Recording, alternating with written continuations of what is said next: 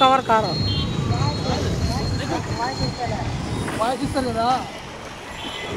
ఈరోజు భారత సర్వోన్నత న్యాయస్థానం ఇచ్చినటువంటి సుదీర్ఘమైన సమస్యకి పరిష్కారం, ఎస్సీ వర్గీకరణకు శాశ్వత పరిష్కారం చూపిస్తూ తీర్పు ఇవ్వడం జరిగింది. ఆ తీర్పు ఇవ్వడం పట్ల దేశ ప్రధాని గారికి, అదేవిధంగా సామాజిక ఉద్యమ నేత మందకృష్ణ మాదిగ గారికి, మరియు ఈ హక్కుల కోసం గత 30 సంవత్సరాలుగా అసూలు బాసినటువంటి అమరవీరులకు, అదేవిధంగా ఈ పోరాటంలో ఎన్నో ఒడిదుడుకులు ఎదుర్కొని ఎన్నో ప్రాణ త్యాగాలు చేస్తూ ఎన్నో లేని రాతలు గడిచినటువంటి ఈ పోరాటంలో భాగవహించినటువంటి ప్రతి ఒక్క ఉద్యమకారుడికి దళిత హక్కుల పరిరక్షణ సమితి పరిశీలన శాఖ తరఫున ప్రత్యేక ధన్యవాదాలు తెలియజేస్తున్నాం. ఏదైతే ఈ భారతదేశంలో గడిచిన 30 సంవత్సరాలుగా ఎస్సీల్లోని 59 కులాలను విభజించి ఏబిసిడీలుగా వర్గీకరించాలని చెప్పేసి చేస్తున్నటువంటి పోరాటంలో ఈరోజు సర్వోన్నతమైనటువంటి న్యాయస్థానం ఇచ్చినటువంటి తీర్పు నిజంగా యావత్ జాతి, మాదిగ జాతి హర్షించదగ్గనటువంటి విషయం. కావున మరొక్కసారి దేశ ప్రధాని గారికి, సామాజిక ఉద్యమ నేత మందకృష్ణ మాదిగ గారికి, మరియు దండి వీరయ్య మాదిగ గారికి, ఈ ఉద్యమంలో పాల్గొన్నటువంటి ప్రతి ఒక్కరికి పేరు పేరున దళిత హక్కుల పరిరక్షణ సమితి పరిశీలన శాఖ తరఫున ప్రత్యేకమైన ధన్యవాదాలు తెలియజేస్తూ, రాబో రోజుల్లో అన్ని రాష్ట్రాల్లోనూ ఎస్సీలకు సంబంధించినటువంటి వర్గీకరణ విషయంలో విద్యా, ఉద్యోగ, ఆర్థిక, రాజకీయ రంగాల్లో సామాజిక న్యాయాన్ని అందించే క్రమంలో ప్రతి ఒక్కరు కృషి చేయాలని, అన్ని రాష్ట్ర ప్రభుత్వాలు కృషి చేయాలని ఈ సందర్భంగా తెలియజేస్తున్నాం. ఇప్పుడు ఈ కార్యక్రమం ఉద్దేశించి అందరూ సీనియర్ నాయకులు అందరూ నాగరాజు మాట్లాడుతున్నాం.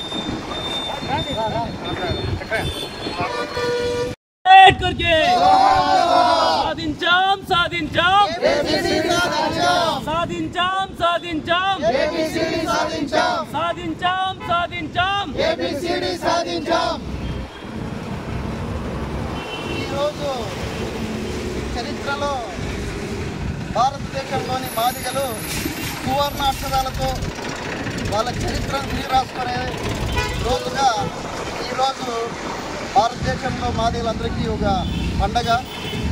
దీనికి కారణము దాదాపు సుదీర్ఘకాలంగా 30 సంవత్సరాలుగా ఎస్సీలలో క్లాసిఫికేషన్ ఏబిసిడి వర్గీకరణ చేయమని అనేక ఉద్యమాలు చేస్తూ అనేక రాస్తారోకోలు, ధర్నాలు, దండోరా కార్యక్రమంలో ఈ ఉద్యమాన్ని ముందుకు తీసుకెళ్తూ ఎంతోమంది అమరులై ఎంతోమంది ప్రాణత్యాగాలు చేసుకొని వర్గీకరణ కావాలనే ఒక కోరికకు రాష్ట్ర ప్రభుత్వాలు వర్గీకరణ చేసుకొని అధికారం లేదు, కేంద్రంలో పార్లమెంట్లోనే అధికారం చట్టం చేయాలని సుప్రీంకోర్టు గతంలో 2004లో ఈ తీర్పుని ఇచ్చి వర్గీకరణను తిరస్కరించి కొట్టివేయడంతో వెనక్కిపడిపోయిన మాదిగల చైతన్యము, మాదిగల అభివృద్ధి, మాదిగల విద్యా, ఉద్యోగ అవకాశాలు, రాజకీయ అవకాశాలన్నీ వెనక్కి నెట్టివేయబడడంతో మళ్ళీ ఈరోజు సుప్రీంకోర్టు, భారతదేశ అత్యున్నత న్యాయస్థానం సుప్రీంకోర్టులో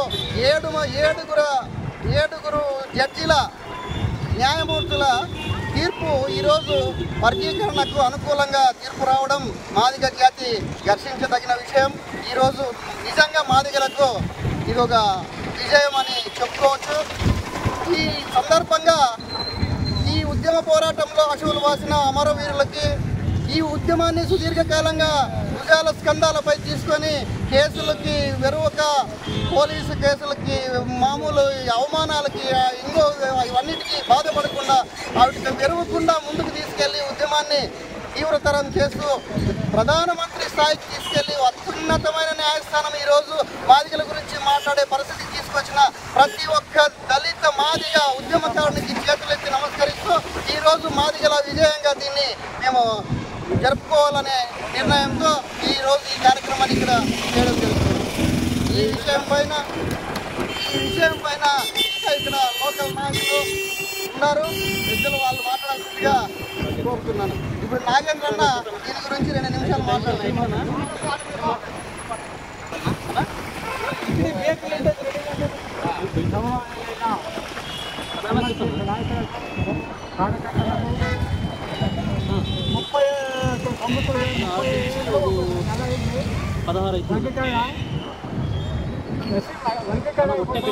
ప్రకాశం జిల్లా ఇదపుడి గ్రామంలో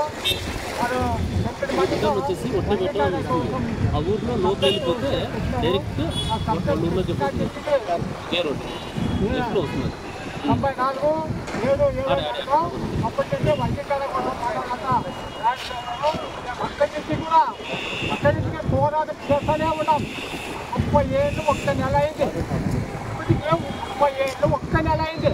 మన వర్గీకరణ కోసం మనమంతా రాష్ట్రమంతా ఒకే రాష్ట్రంలో కాకుండా కర్ణాటకలో కూడా అన్ని రాష్ట్రాల్లో కూడా మన వర్గీకరణ కావాలని వేరే కొత్తగా సాధించారు. అది కాకుండా అనంతపురం జిల్లాలో నాగపతి గ్రామంలో నది నడుపడి నగర జిల్లాలో బాగా వర్గీకరణ కోసమే పని అయిపోయినాడు. నది పని అయినాడు. వర్గీకరణ కోసం వర్గీకరణ కావాలని ముఖ్యంగా వచ్చే పదార్థంలో ఆయన చనిపోయాడు. అలా చనిపోయాడు. మన జాతి కోసము ఎంతో మంది మేలు చేయాలని, ఎంతో మంది బాగుపడాలని, మన జాతిలో ఉద్యోగాలు లేవు కాబట్టి మహారాజు ఉద్యోగాలు ఐఏఎస్ వాళ్ళు ఉన్నారు. ఏం లేరు కాబట్టి వర్గీకరణ కోసం మన వాళ్ళు తయారు చేసిన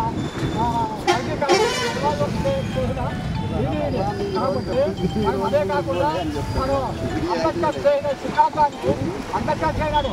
ఇప్పుడు మంది మన సిద్ధాంతం ఎండనే హెచ్చరిలో సిద్ధాంతం అయింది స్త్రీగా కానీ 50 ఏళ్ళు అయినా పాఠం రాలే. ఇప్పటికీ పాఠం వచ్చింది. మనకి ఎంత పాఠం వచ్చింది.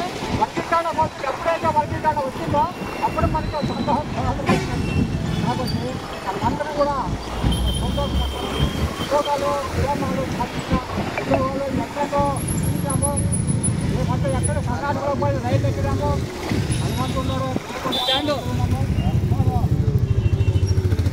నాగేంద్ర కూడా ఇదంతా కూడా రెండు ఊళ్ళో వాళ్ళ కోసం అన్నీ కలిసి ఎంతో చేసాము. ఇంకా మనం మాట్లాడాలంటే చాలా ఉన్నాము. जोहार डॉक्टर बी आर अम्बेडकर के, जोहार डॉक्टर बाबा साहेब अम्बेडकर के. సాధించాం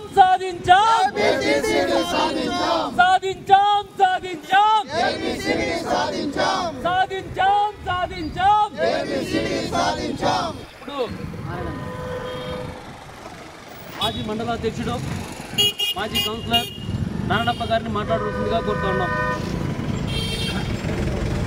ఇక్కడ చేసినటువంటి మన మాదిగ జాతి బిడ్డలైన అందరికీ వందనాలు తెలుసుకుంటూ గడిచిన 30 సంవత్సరాలుగా ఎన్నో ఒడిదుడుకు ఎదుర్కొని ఈరోజు ఒక మంచి శుభవార్త విన్నాము. ఎందుకంటే ఈ 30 సంవత్సరాల్లో ఎంతోమంది ప్రాణత్యాగాలు చేసి అమరులైనారు. వాళ్ళు కూడా శ్రద్ధాంజలి ఘటించడానికి మేమందరము కలిసి కూడా హైదరాబాద్ వెళ్ళినాం ఒకసారి. ఇట్లా అన్ని ఒడిదుడుకులు చేసుకొని ఎంతోమంది ప్రాణార్పణ చేస్తే తప్ప ఇది రాలేదు. 30 సంవత్సరాలుగా ఈ వర్గీకరణ విషయమై ఎన్నో ప్రభుత్వాలు మారినా కూడా మనకి న్యాయం చేయకపోగా ఈరోజు అత్యున్నత న్యాయస్థానం మనకి ఇచ్చిన దానికి మనం సంతోషపడి ఈరోజు ఈ వర్గీకరణ సందర్భాన్ని పురస్కరించుకొని మనం ఇక్కడంతా ఈ కార్యక్రమాన్ని ఏర్పాటు చేయడం జరుగుతున్న విషయం. జై అంబేద్కర్. ఇప్పుడు నాగేంద్ర గారిని మాట్లాడుతుందిగా కోరుతున్నాం.